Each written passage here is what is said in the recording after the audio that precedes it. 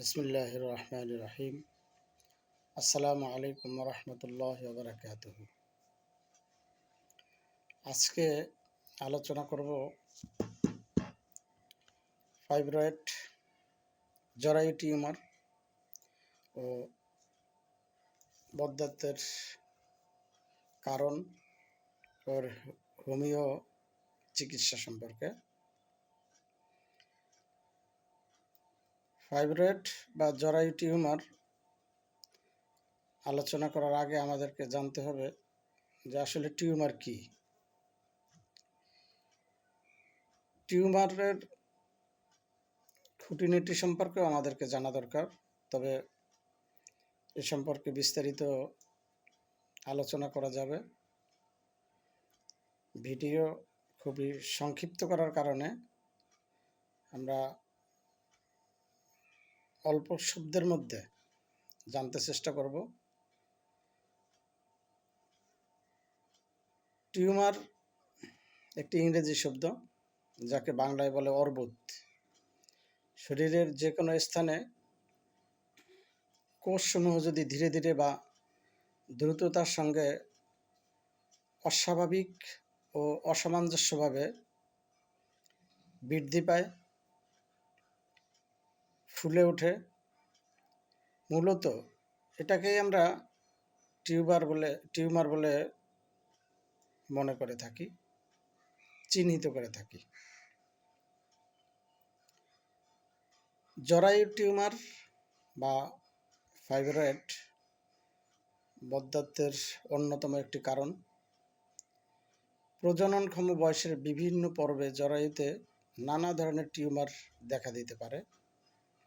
জরায়ুতে সবচেয়ে বেশি যে টিউমার দেখা যায় তার নাম ফাইব্রয়েড বা মায়োমা। 30 বছরের ঊর্ধ্ব নারীদের মধ্যে সমস্যা আক্রান্ত হওয়ার সংখ্যা খুবই বেশি। ফাইব্রয়েড এক ধরনের নিরীহ টিউমার। সাধারণত এটি বড় ধরনের বিপত্তি ঘটায় না। আমরা এখন জানব যে এগুলো কেন হয়। জরায়ু মসৃণ পেশিকোষ তৈরি করে। এ কোষের অতিরিক্ত বৃদ্ধির কারণে জরায়ুতে ফাইব্রয়েড তৈরি হয়। ডিম্বাশয়ে উৎপন্ন সংবেদনশীল হরমোন ইস্ট্রোজেনের মাত্রা বাড়লে টিউমারের আকার বাড়ে। সাধারণত গর্ভকালে ইস্ট্রোজেন বৃদ্ধি পায়। এটা কি দেখলে বা কোন লক্ষণগুলো আমাদের সামনে আসলে আমরা বুঝব? এই টিউমার লক্ষণ প্রকাশ ছাড়াও থাকতে পারে, আবার লক্ষণ প্রকাশ না করেও থাকতে পারে।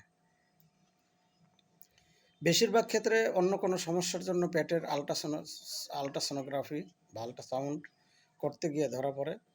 তবে যেসব লক্ষণ আমরা সাধারণত লক্ষ্য করে থাকি বা দেখি বা শুনি রোগীর কাছ থেকে: ঋতুস্রাবের সমস্যা, ঋতুচক্র 5 থেকে 7 দিনের মধ্যে শেষ না হয়ে 7 থেকে 10 দিন পর্যন্ত হতে পারে, কিংবা তার চেয়েও বেশি হতে পারে। চাকা চাকা হিসেবেও রক্তপাত হইতে পারে। রক্তের রং লাল, কালো, অতিরিক্ত পরিমাণে রক্তস্রাব, টিউমারের কারণে স্বাভাবিকের চেয়ে বেশি রক্তক্ষরণ হতে পারে। কখনো কখনো অত্যধিক ব্যথা অনুভূত হতে পারে, ফলে আয়রনের পরিমাণ কমে রক্ত স্বল্পতা দেখা দিতে পারে। রোগী ফ্যাকাশে, রক্তহীন, দুর্বল হয়ে পড়তে পারে। বন্ধ্যাত্ব বা গর্ভপাত। জরায়ুর অভ্যন্তরীণ অংশে ফাইব্রয়েড হলে তা ফেলোপিয়ান টিউবকে বন্ধ করে দেয়, যা গর্ভধারণে বাধা সৃষ্টি করে এবং এই বাধা সৃষ্টির মাধ্যমে বন্ধ্যাত্বের কারণ হয়ে দাঁড়ায়। আবার কখনো ফাইব্রয়েডের কারণে গর্ভপাত হয়ে যেতে পারে। ঘন ঘন প্রস্রাব বা কোষ্ঠকাঠিন্য হতে পারে। কখনো ফাইব্রয়েড জরায়ুর সামনের অবস্থিত মূত্রথলিতে চাপ সৃষ্টি করে, ফলে ঘন ঘন প্রস্রাবের বেগ হয়। কখনো ফাইব্রয়েড জরায়ুর পেছনে অবস্থিত অন্তে চাপ সৃষ্টি করার কারণে কোষ্ঠকাঠিন্য দেখা দেয়। এছাড়া সহবাসকালীন ব্যথা, ভ্যাজাইনা, যোনি অথবা জরায়ুমুখে টিউমার হলে সহবাসের সময় অস্বস্তি বা ব্যথা হতে পারে। তলপেটে ফুলে যেতে পারে, কোমর ব্যথা হতে পারে, বড় আকারের টিউমারের ক্ষেত্রে অস্বস্তিসহ তলপেট ফুলতে পারে। কোনো কোনো সময় ফাইব্রয়েডের জন্য কোমর ব্যথা হইতে পারে। বর্তমানে রোগী পর্যবেক্ষণে দেখা যায় জরায়ুতে পলিপ, টিউমার, জরায়ু ফুলে যাওয়া, বের হয়ে যাওয়া, অনিয়মিত মাসিক বন্ধ্যাত্বের অন্যতম বন্ধ্যাত্বের একটা অন্যতম কারণ। এবং আমাদের কাছে যে সমস্ত রোগীরা আসে তারা বেশিরভাগ এই সমস্ত সমস্যাগুলো নিয়ে আসে। আমরা যখন তাদের সার্বদৈহিক লক্ষণগুলো সংগ্রহ করি এবং আমরা তাদের সুনির্দিষ্ট ঔষধ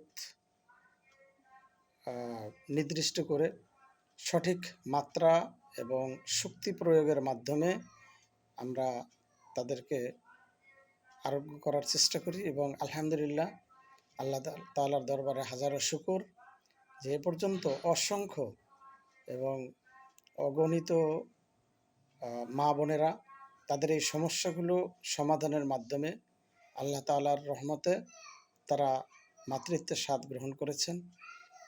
এটার জন্য আল্লাহ তাআলার দরবারে শুকরিয়া আদায় করি এবং সময় মতো হোমিও চিকিৎসা এসব সমাধান একেবারে অল্প সময়ে এবং অল্প খরচে বিনা কষ্টে সম্ভব। কাজেই আমরা সচেতন হই এবং